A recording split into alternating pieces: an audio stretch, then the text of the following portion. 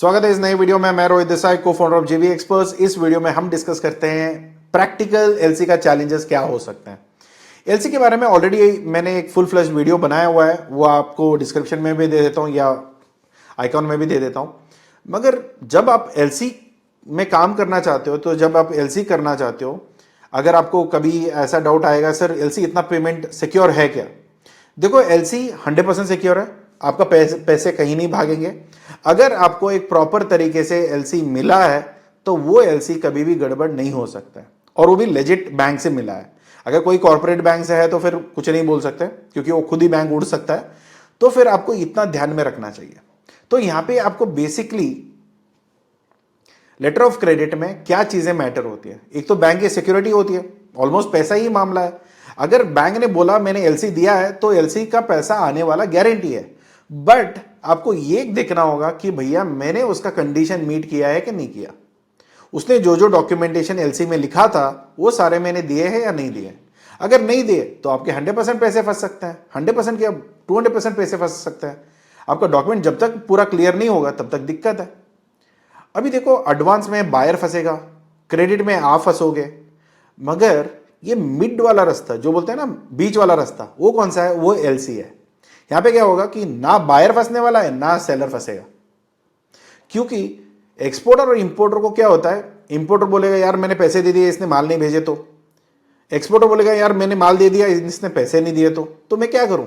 LC पे आप काम कर सकते हो। एलसी गवर्नड होता है इंटरनेशनल लॉ पे, और हर एक बैंक उसके ऊपर डिपेंडेंट होती है।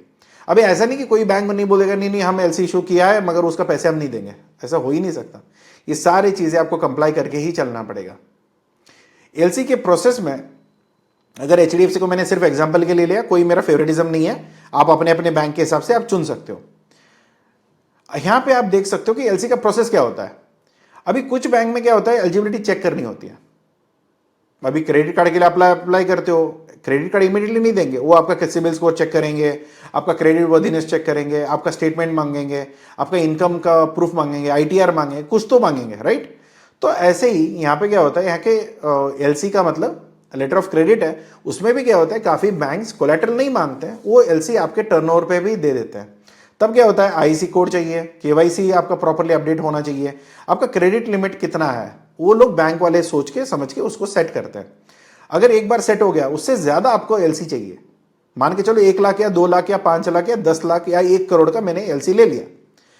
अभी एलसी का लिमिट है 1 करोड़, मगर मेरा ट्रांजैक्शन हो रहा है 2 करोड़ का, तो वो मांगेगी सर आप देखो आपका लिमिट 1 लाख का है, अगर आपको ज्यादा चाहिए तो आप कोलैटरल रखना पड़ेगा, एफडी कर दो, कुछ भी कर दो, उसके कोलैटरल रख के भी आप एलसी उठा सकते हो।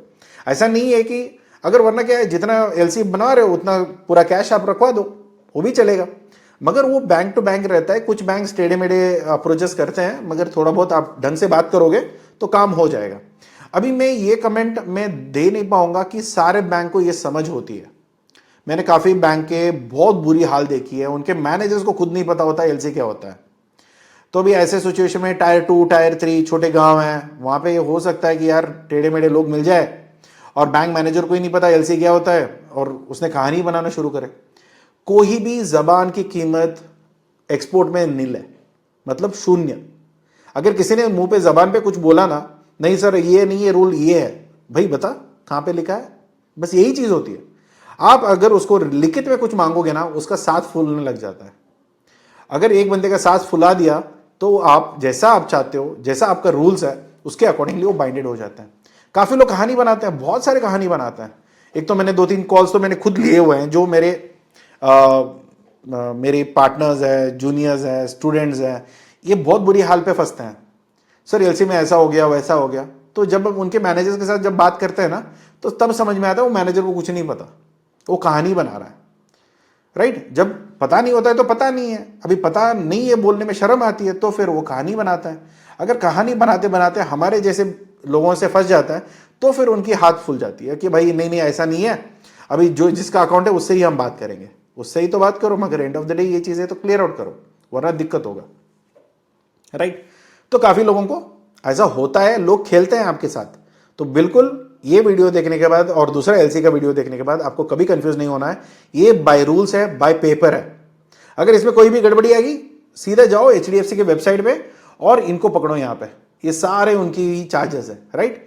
तो मैं सारे लेजिट प्रूफ बता रहा हूँ, यहाँ पे मिल चुका है इसलिए मैं दे रहा हूँ HDFC का, वरना किसी भी बैंक का भी रिटर्न डॉक्यूमेंट होता ही है।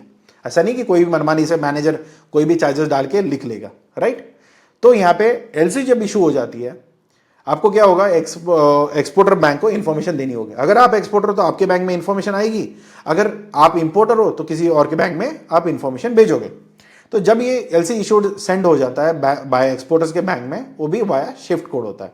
अगर अभी रशिया को शिफ्ट कोड जाएगा क्या, अभी रशिया शिफ्ट से बाहर है, तो रशिया में LC का सिस्टम नहीं है, क्योंकि वाया शिफ्ट आप काम नहीं कर सकते। तो यहाँ पे डॉक्यूमेंट और जो भी शिपमेंट और डॉक्यूमेंट जो सबमिशन होना चाहिए बाय एक्सपोर्टर, वो आएगा उसके बैंक में, एक्सपोर्टर के बैंक को देगा। एक्सपोर्टर का बैंक क्या करेगा, HDFC बैंक में डॉक्यूमेंट भेजेगा, और HDFC बैंक वाले सारा डॉक्यूमेंट चेक करेंगे और सब कुछ ठीक है तो पेमेंट क्लियर कर देंगे। अगर कोई भी गड़बड़ी आई तो बोलते हैं यार एक दो डॉक्यूमेंट आपने कम दिया, तो फिर वो मंगवाएंगे, अगर नहीं आया तो फिर वो पेमेंट नहीं जाएगा। सिंपल सी बात है। कोई भी एक छोटी डॉक्यूमेंट मिस हो जाती है या कोई सर्टिफिकेट मिस हो जाता है तो पेमेंट नहीं जाने वाला है, ये क्लियर कर लो अपने आप, ठीक है। तो यहां पे क्या ऐसा हो सकता है क्या LC रिजेक्ट हो जाए या LC हमें दे ना, तो ऐसा हो सकता है, क्योंकि कॉमन इश्यूज क्या होता है, अगर आपका सिबिल स्कोर खराब है, आपका वर्किंग कैपिटल भी नहीं है, नया बैंक है, नया कंपनी है, सॉरी नया बैंक नहीं, नया कंपनी है, अभी मेरा कोई औकात नहीं है, अभी मैं सीधा बैंक को जाके बोलूंगा कि मुझे 1 करोड़ का LC चाहिए, वो तो मुंह पे मना करेगा, भाई 1 करोड़ का तुमको कोलेटरल रखना पड़ेगा या तुमको हम दे नहीं सकते। तो ना वर्किंग कैपिटल लिमिट है, ना यहाँ पे क्रेडिट है, और कोई मार्जिन भी नहीं है, कोलेटरल भी नहीं है, और आपका डॉक्यूमेंट कहीं पे कुछ है, कहीं कोई डॉक्यूमेंट नहीं है, प्रॉपरली आपका कंपनी सेटअप नहीं हुआ, तो ऐसे कोई भी चीजें हैं तो दिक्कत हो सकती है।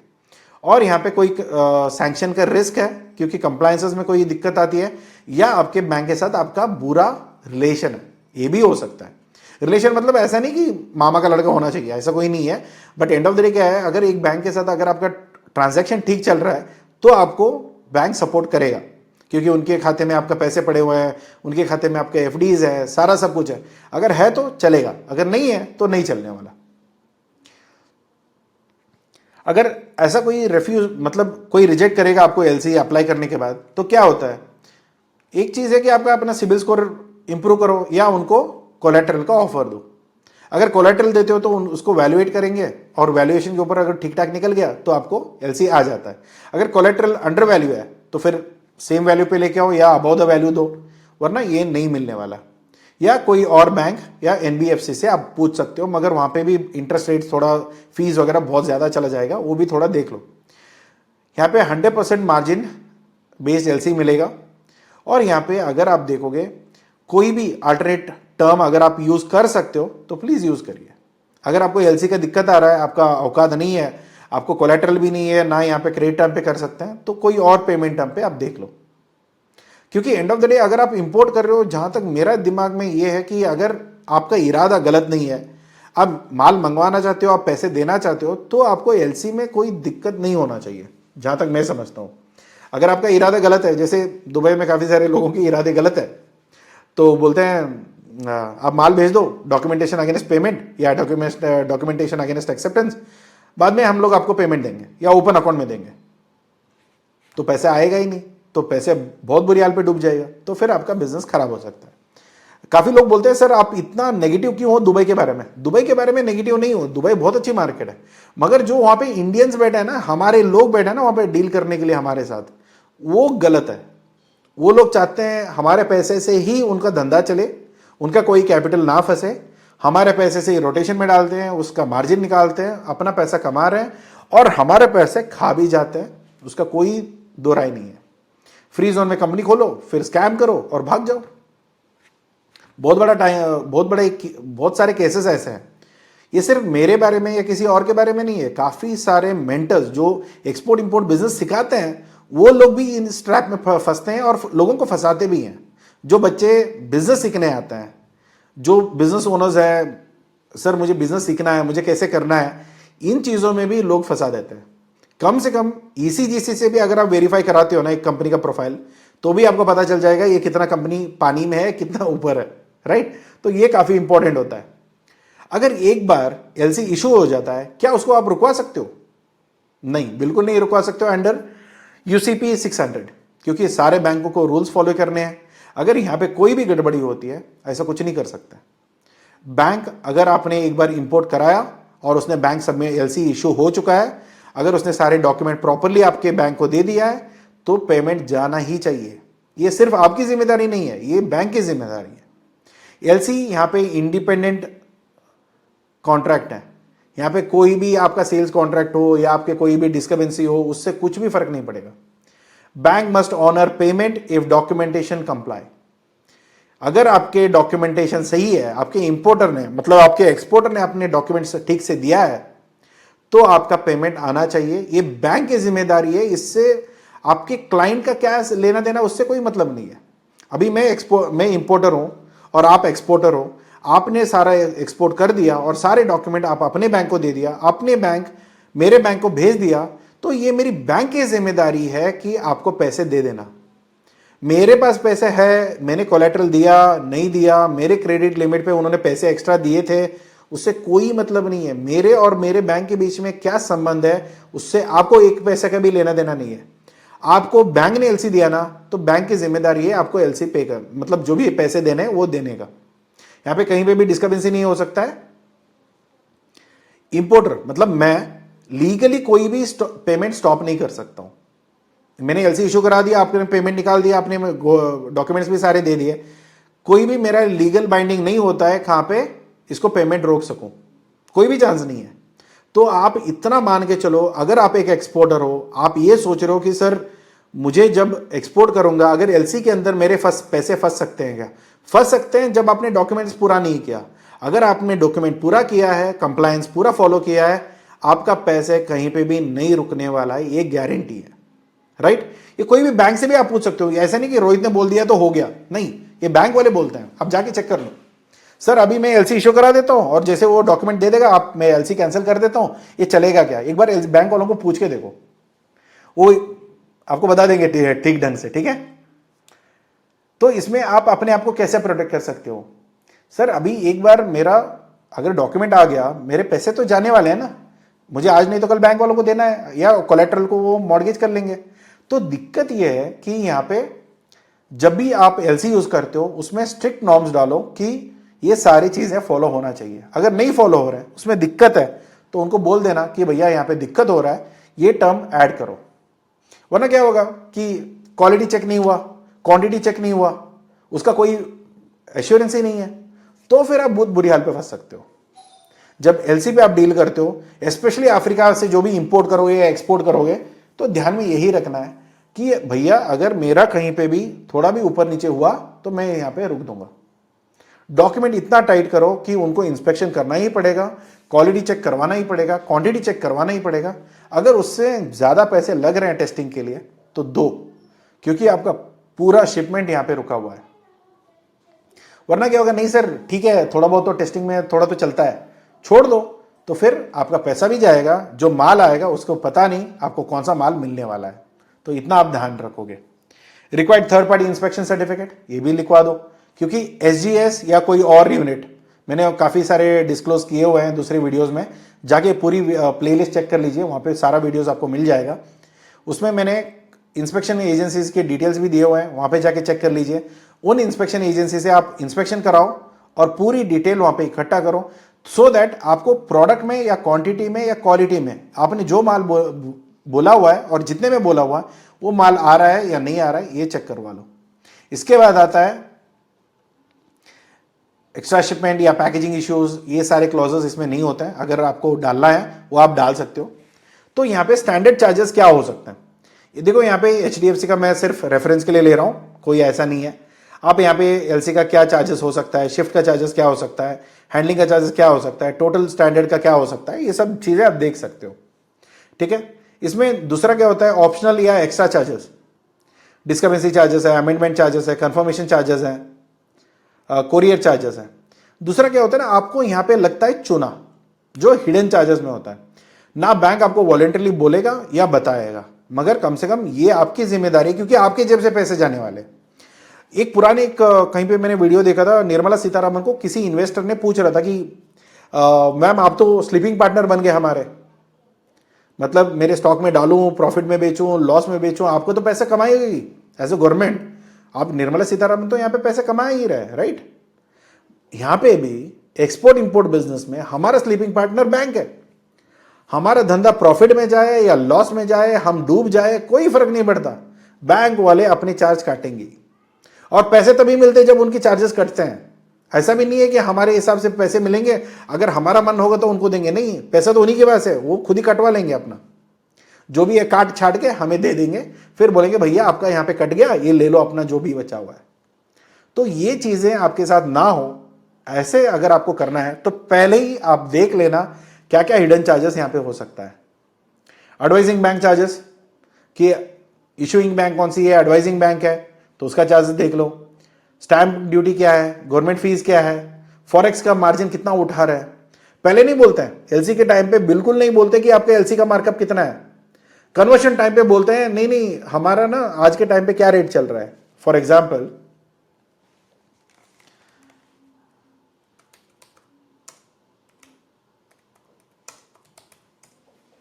आईसीआईसी का फॉरेक्स रेट यहां पे एक बार चेक कर लो। अरे यार,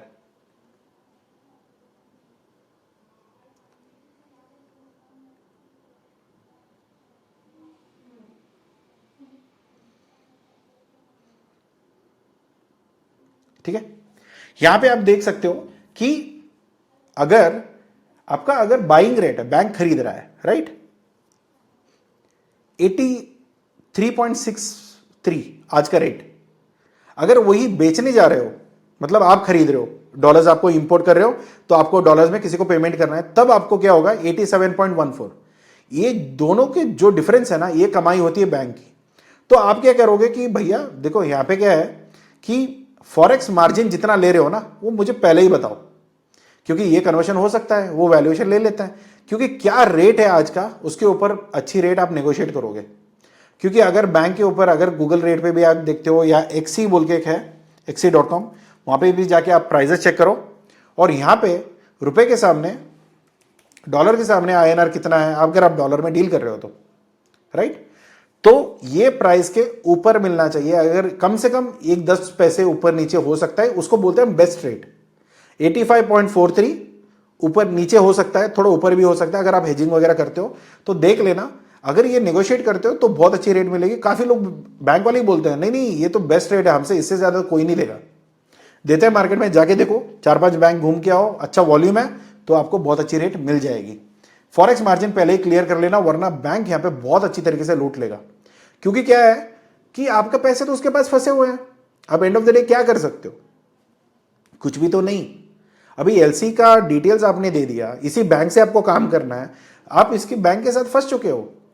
इसलिए मैं बोल रहा हूं एलसी लेने से पहले या एलसी करवाने से पहले इस बैंक का पहले ही मार्जिन फिक्स कर लेना, वरना क्या होगा कि आपको यही रेट दे देंगे 83.63, जहां पे आपका प्राइस होना चाहिए था 85.42। थोड़ा बहुत नेगोशिएट करोगे तो 85 तक आ जाएंगे या 85.3 तक भी आ जाएंगे। आप कितने टफ नेगोशिएटर हो उसके ऊपर भी डिपेंड होता है, और कितना वॉल्यूम पे आप ट्रेड कर रहे हो। 1-2 डॉलर के लिए कर रहे हो तो कोई मतलब नहीं है, कोई वैल्यू नहीं देगा, मगर आप हजारों में लाखों डॉलर्स में अगर आप काम कर रहे हो तो ये चीजें आपको सोचना पड़ेगा। यहां पे रीएंबर्समेंट बैंक फी, ये भी आपको देखना है, डिले पेमेंट इंटरेस्ट, जीएसटी, ये सब चीजें। अगर काफी लोग ये भी कहानी बनाते हैं सर ये पैसे क्या होता है पता है, मैनेजर, एक कोई ब्रांच मैनेजर था, वो बता रहा है कि नहीं सर ये पैसे यहाँ पे रूट होते हैं, ये स्टैंडर्ड चार्टर्ड बैंक जाएगा, फिर उधर कन्वर्ट होगा, उसका फीस देना पड़ेगा, इसका फीस देना पड़ेगा, ऐसा बोल बोल के 15-20 हजार, 30 हजार, 40 हजार तक भी लूटा हुआ है। एचडीएफसी बैंक का ही बता रहा हूं मैं। तो आपको सोचना पड़ेगा कि ये कोई एलिगेशन नहीं है, ये हुआ है, और ये गलती हमारी भी है क्योंकि हमने देखा ही नहीं कितना चार्जेस डल रहे हैं, और इसमें किसका चार्जेस किस पे ट्रांसफर हुआ है, ये किसी का कोई एग्रीमेंट नहीं है।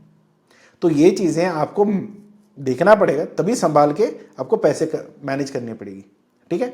बेसिक कॉस्ट अगर मैं इस वैल्यूएशन पे अब मैं पकड़ के चलता हूं तो यहाँ पे 65,000, यहाँ पे कुछ और खर्चे आ जाएंगे। तो अभी यहाँ पे सरप्लस कॉस्ट आप कैसे अवॉइड करोगे, तो एक आप फुल लार्ज एलसी का जो चार्ज लिस्ट है वो ले लो किसी भी बैंक से। यहां पे आप देखो पहले वो इतना ही बताएंगे, फिर बाद में डिटेल्स चार्ज लिस्ट में ना ये पूरी डिटेल्स आएगी, इसमें सारे चार्जेस है। ऐसा मैंने बताया ना कि कोई किसी का मनमानी नहीं चलती, जो भी है वो यहीं पे है। आपको देखना पड़ेगा कि क्या रेट्स है, क्या चीजें हैं और कितना मुझे लग सकता है, और ये सब देख के आपको प्लान करना होगा। क्योंकि ऐसे लग जाते हैं ना, आपको लगता था कि यार 50,000 मेरा प्रॉफिट होगा, 50,000 तो ये खुद ही लेके गया, ये बैंक वाले ले गए, तो फिर आपके लिए बचा क्या है? कुछ नहीं। आपने तो कमा के सिर्फ बैंक वालों को दे दिया, बात खत्म। आपको तो इसमें कोई फायदा तो हुआ नहीं। पेपर पे देखोगे तो यार 50,000 का प्रॉफिट है, मगर बैंक वालों का फीस कटने के बाद हमारे लिए कुछ नहीं बचा। तो ये सारी चीजें मैटर होता है। आप प्लीज ये सारी चीजें देखो, समझो, फिर उसके बाद जो डॉक्यूमेंटेशन, जो भी चार्जेस वो बोलते हैं, हजारों चीजें उन्होंने बना रखी है, और कुछ चीजें बोलते भी नहीं है मुंह पे, क्योंकि उनको भी खुद नहीं पता होता। बैंक मैनेजर्स की हालत इतनी बुरी है आज के टाइम पे, इनके ना एम्प्लॉयज रुकते हैं, बैंकिंग सिस्टम की बता रहा हूं, ना इनके एम्प्लॉयज रुकते हैं, इतना वो इंश्योरेंस पीछे लग जाता है। किसी बैंक मैनेजर को ना पूछने में डर आता है कि यार इसको पूछेंगे तो ये इंश्योरेंस के पीछे पड़ने वाला है। हेल्थ ले लो, वेल्थ ले लो, इन्वेस्टमेंट ले लो, वो ले लो, ये ले लो, जो काम बोला है वो एक फूटी कौड़ी का भी नहीं करते। तो आज के टाइम पे बैंकिंग सिस्टम एक इंश्योरेंस कंपनी बन चुका है। पहले क्या होता था, हमारे टाइम पे बैंक बैंकिंग का काम करता था, इंश्योरेंस कंपनी इंश्योरेंस का करता था। आज के टाइम पे क्रॉस बिजनेस के चक्कर में ना पूरा बेड़ा गर्क कर दिया इन लोगों ने। शिपिंग गारंटी ये देख लो, फिर यहां पे अलग अलग चीजें हैं, अलग अलग चार्जेस है, जो जो अप्लीकेबल है वो सारे लिखित में लेके उसका कैलकुलेशन खोल लो, और जब भी वो बात कर रहे हैं या जब भी वो चीजें बता रहे हैं, तो ये भैया तुमने जो हमारे काटा हुआ है ना, वो कहां पे काटा, किस लिए काटा, ये मुझे बताओ, इसका ब्रेकअप दो। सीधा सीधा वो लोग हाथ में थमा देते हैं 40% का डेबिट नोट, मतलब 40,000 रुपीज वो निकल गया। तो कहां निकला, क्यों निकला, ये चीजें हमें पता होना चाहिए। तो ये काफी इंपॉर्टेंट है। उसके बाद एलसी का, एफएक्स का तो फिक्स ही करो पहले। फॉरेक्स एक्सचेंज का जितना भी बनेगा पहले ही मार्कअप देख लेना, अगर वो लगता है वो मार्कअप ठीक है तो उस पर लॉक कराओ, उसी के अकॉर्डिंगली हेजिंग करके आप एलसी निकालो। वरना क्या होगा, ये लोग उधर खा जाएंगे, क्योंकि आपका पैसा वहां पे आ चुका है, आपको देना ही पड़ेगा, जो रेट वो बोलेगा उस रेट पे कन्वर्ट होगा, तो वो बड़ी दिक्कत होगी। अगर फॉरवर्ड कॉन्ट्रैक्ट होता है, बड़ा पेमेंट है, तो प्लीज हेजिंग कर लो या फ्यूचर कॉन्ट्रैक्ट कर लो, तो ये इंपॉर्टेंट है। और दूसरा, अगर आपके एलसी में अगर आप लिखवाना चाहते हो या आपके लिए आया हुआ है, all overseas charges will be borne by beneficiary. तो जिसको ये एलसी मिल रहा है ना, वो बेनिफिशियरी है यहां पे, ठीक है। बेनिफिशियरी का मतलब वही होता है कि जिसको ये एलसी मिल रहा है। अगर आपने ये लिखवा दिया है all overseas charges will be borne by beneficiary, तो ये पूरा चार्जेस जिसको पैसा मिल रहा है ना, उसको ये पूरा चला जाएगा, वो खर्चा उस पर चला जाता है। अगर उसने पूछा नहीं है, बताया नहीं है, या एलसी पे ऐसा लिखा है या नहीं है, ये चेक नहीं किया है, तो आपका जो भी ओवरसीज का खर्चा है वो आपके ऊपर आ जाता है। तो ये देख लेना कि अगर कहीं पे आपके एलसी में ऐसा लिखा है या नहीं लिखा है, तो प्लीज आप अपने बैंक को इन्फॉर्म करोगे कि भैया ये मैंने अग्री नहीं किया है, इसके अकॉर्डिंगली आपको मुझे बेयर नहीं करना है। तो ये काफी इंपॉर्टेंट है। अगर ये नहीं हटेगा तो 30-40 हजार आपका जाने वाला है, इतना गारंटी है, देख लेना। मैं वॉल्यूम के हिसाब से बता रहा हूं, अगर 5,000 का डॉलर है, मैं तो उसके हिसाब से नहीं बोल रहा हूं, बड़ा रकम है तो बहुत अच्छे पैसे आपके घुस जाएंगे यहां पे। तो अवॉइड अननेसेसरी अमेंडमेंट्स और डिस्टर्बेंसेस, जितना हो सके अमेंडमेंट करना। नहीं सर यहां पे थोड़ी गलती होगी, इसको ठीक करो। बैंक वाले जब एक बार एलसी निकालते हैं ना, उसको एडिट करने के लिए पैसे लेते हैं, तो उसके भी चार्जेस यहाँ पे लिखे होते हैं, राइट। तो वहां पे जाके आप चेक करो कि क्या प्राइसेस लिखे हुए हैं, कितने में खर्चा हो सकता है, क्या क्या चीजें खर्चा हो सकता है, वो सब देख के आप प्लान आउट करो। अमेंडमेंट और डिस्टर्बेंसेस जो भी है, जितना कम हो उतना अच्छा है, अगर ना हो बहुत अच्छी बात है, क्योंकि ये आप दोनों के लिए पैसा बचने वाला है। क्योंकि बैंक को देखो क्या है ना, मुझे बायर पे भरोसा नहीं है, मुझे बैंक पे भरोसा है, उसके वजह से हम लोग ये एलसी करते हैं। मगर बैंक भी यहाँ पे खाली नहीं बैठा है, बैंक भी अपना धंधा लेके बैठा है, वो आपसे ही चूज के ही पैसा निकालने वाला है। तो क्या होता है ना, ये एंड ऑफ द डे उनका बिजनेस भी चलना चाहिए, तो अभी वो हमारे बिजनेस पे ही उनका बिजनेस चलाते हैं। तो थोड़ा सोच समझ के करिए, जो भी है जितना प्रॉपरली कर सकते हैं तो बहुत अच्छी बात है। लीगल समरी यहाँ पे फाइनल क्या है कि बैंक एक बार बोल दिया, अगर डॉक्यूमेंट आपने ढंग से दे दिया तो वो पैसा देगा ही देगा, कोई भी डाउट मत रखिए। एलसी में आपका पैसा डूब ही नहीं सकता है, 100% गारंटीड है। हाँ, रिवोकेबल या इरिवोकेबल एलसी में थोड़ी बहुत गड़बड़ हो सकता है, रिवोकेबल एलसी कभी मत करना, इररिवोकेबल एलसी पे ही आपका सारा काम होना चाहिए, उतना ध्यान रखिए। पूरा वीडियो एलसी का है, वो देख लेना। यहाँ पे कोई भी गवर्निंग कॉन्ट्रैक्ट नहीं है या डिस्प्यूट्स नहीं है, आपका कोई भी डिस्प्यूट हो सकता है कॉन्ट्रैक्ट में, वो एलसी पे इफेक्ट नहीं करेगा। आपका और इंपोर्टर या एक्सपोर्टर इंपोर्टर का या इंपोर्टर एक्सपोर्टर का जिसका भी जो भी झगड़ा चल रहा है, बैंक से उसका कोई लेना देना नहीं है। बैंक प्रोडक्ट से डील नहीं करता है, बैंक सिर्फ पेपर से डील करता है। अगर उसका डॉक्यूमेंट्स ठीक है तो उसको पैसे मिलेंगे, भले ही वो प्रोडक्ट में कुछ भी भेजा हो, या वहां पे माल ठीक था, यहां तक आते आते वो सड़ भी गया, वो आप दोनों का इशू है, आप बाहर जाके सेटल करो, पेमेंट उसका नहीं रोक सकते, तो ये गारंटेड है। तो यहां पे क्या है कि protect yourself via tight LC drafting.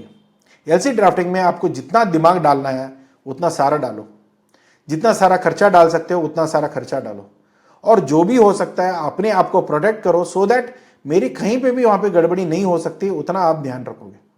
अगर कहीं पे गड़बड़ी है तो फिर वह यहां पे देखोगे, क्योंकि बैंक क्वालिटी में डील नहीं करता, बैंक सिर्फ डॉक्यूमेंटेशन पे डील करता है। डॉक्यूमेंटेशन सही है, फटाक से पेमेंट चला जाएगा। क्वालिटी में कोई गड़बड़ी आई तो फिर आप फंस जाओगे। तो प्लीज आप एक थर्ड पार्टी इंस्पेक्शन वहां पे लगाओ तो आप बच जाओगे। तो use trade consultant to structure LC securely. अगर आपको नहीं आता है एलसी कैसे ड्राफ्ट करना है, क्या क्या चीजें डलवानी है, कैसे आपको डलवाना है, नहीं पता, तो प्लीज कंसल्टेंट्स अवेलेबल हैं, तो वहां पे देके आप अपना एलसी सिक्योरली कर सकते हो। अगर आपको कोई असिस्टेंट चाहिए एलसी में तो प्लीज टीम को कांटेक्ट कर सकते हैं, ईमेल भेज सकते हैं। अगर आपके पास एलसी कॉपी है, आप फंसने वाले हो या फंस चुके हो, ये ड्राफ्ट आ चुका है, अगर एक बार चेक करवाना है तो ईमेल करिए और एक व्हाट्सएप मैसेज या कमेंट में डाल के आप भेज सकते हो कि सर मेरा एक एलसी का कॉपी है, एक बार चेक करके आप बता देना कोई गड़बड़ी है या नहीं है, राइट। इतना भी आपको फ्री में हो सकता है।